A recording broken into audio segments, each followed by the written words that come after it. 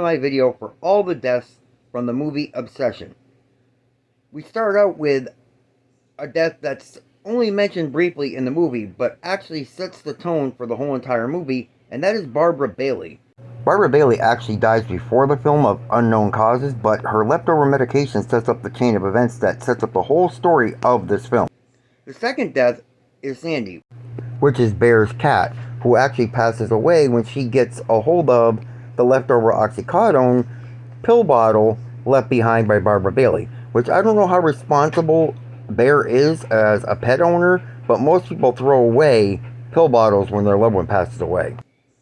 We then move on to the third death in the movie, which is Sarah.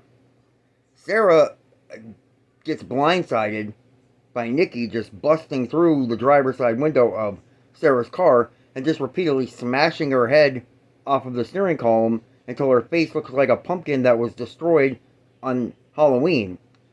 But I don't understand why Bear doesn't even try to do anything. He just sits there like a deer in headlights. And then afterwards, he just kind of just, like, him and Nikki, I don't know, they just kind of just go off onto their own and just kind of leave it like, okay, she's dead, what are we going to do?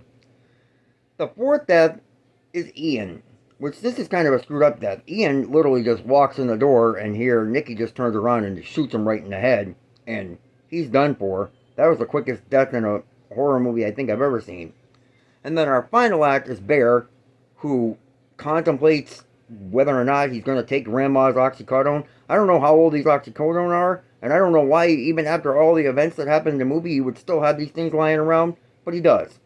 So then he dies because Nikki decides to make her own wish with the wishing willow and not allow him to vomit up the medication.